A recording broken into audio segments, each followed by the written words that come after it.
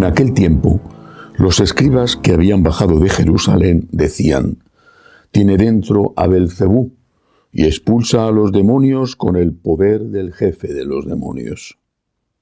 Él los invitó a acercarse y les hablaba en parábolas. ¿Cómo va a echar Satanás a Satanás? Un reino dividido internamente no puede subsistir. Una familia dividida no puede subsistir.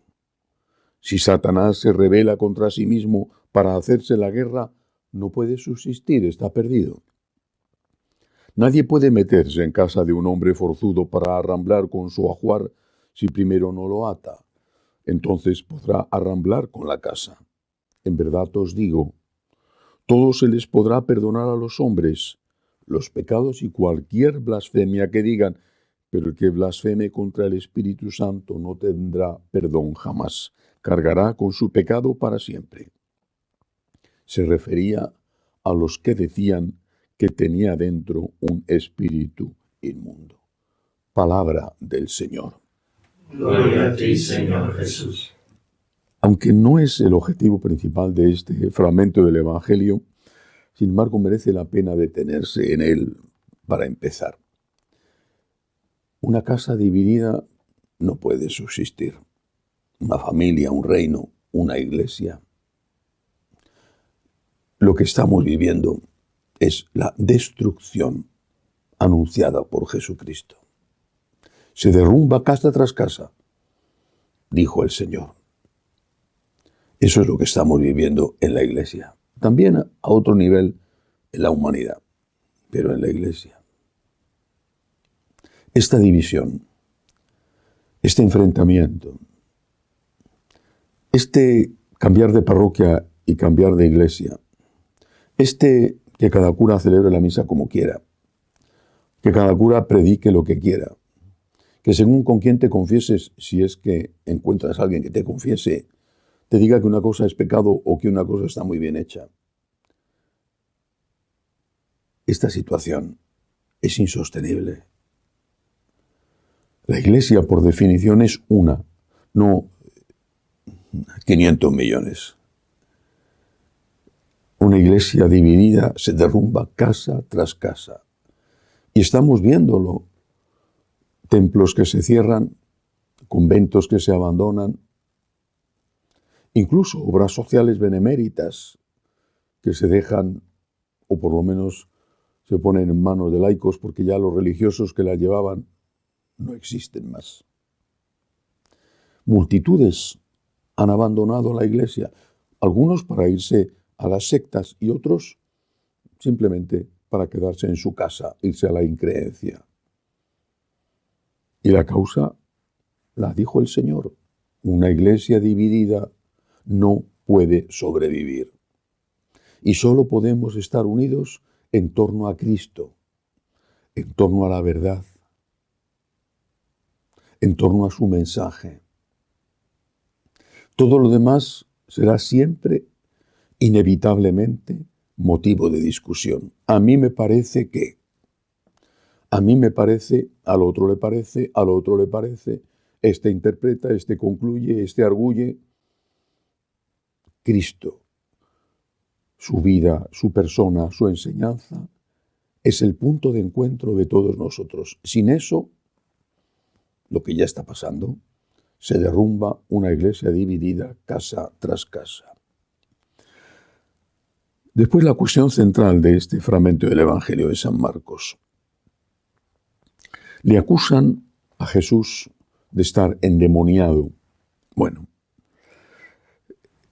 el Señor termina este fragmento diciendo que todos los pecados se podrán perdonar, menos el que diga que Él está lleno del demonio. Es decir, que su concepción no fue obra del Espíritu Santo.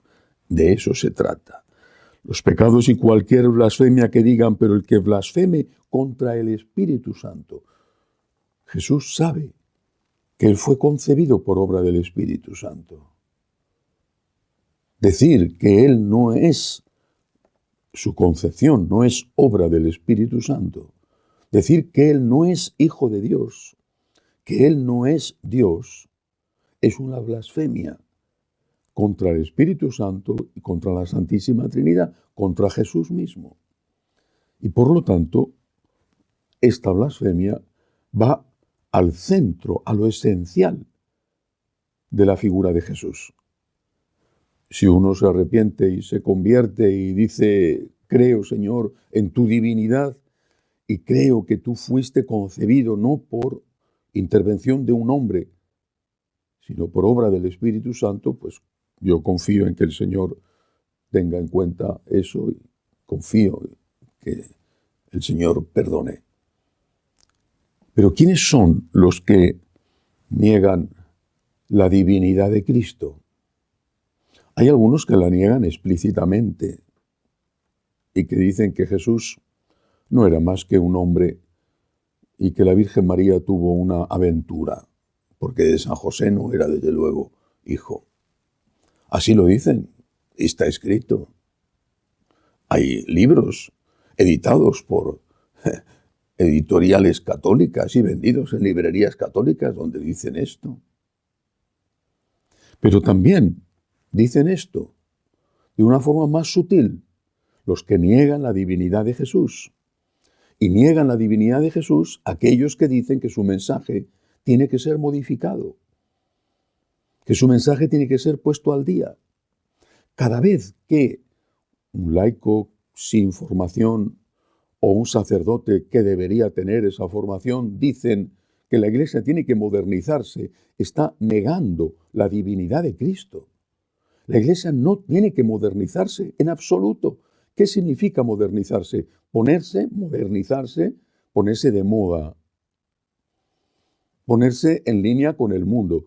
La Iglesia no tiene que modernizarse jamás. La Iglesia lo que tiene que hacer es ser fiel a Jesucristo. La Iglesia es eterna. No es de esta moda o de este siglo o de esta línea de pensamiento. La Iglesia es eterna. La Iglesia tiene que ser fiel a Jesucristo. La modernización de la Iglesia podrá ser, pues, usar medios de comunicación más adecuados, más eficaces para llegar a todos. Bueno, pero la modernización de la Iglesia, que es a lo que se refieren, no consiste en dejar atrás las enseñanzas de nuestro Señor. Acaba de ser proclamado doctor de la Iglesia San Ireneo de Lyon, vivió en la segunda parte del siglo II. Murió probablemente iniciando el siglo III, en Lyon martirizado. Miramos atrás y ¿qué decimos? No tienen nada que enseñarnos. Aquellos que dieron la vida, un gigante como San Ireneo, no tienen nada que enseñarnos, porque el pasado no nos importa. Eso es lo que dicen. Eso no es modernizar la Iglesia, sino destruirla. Y eso es pecar contra el Espíritu Santo. Y eso es una blasfemia. Nosotros proclamamos la divinidad de Jesús. La proclamamos con los que nos han precedido. Y pedimos a Dios que nos ayude a ser fieles a Cristo y a su mensaje. Y pedimos al Señor que nos permita y nos dé la fuerza de llegar hasta el martirio, como San Ireneo, como tantos, antes que traicionarle a Él y negar que Él es Dios y que fue concebido en la Inmaculada por obra del Espíritu Santo. Que así sea.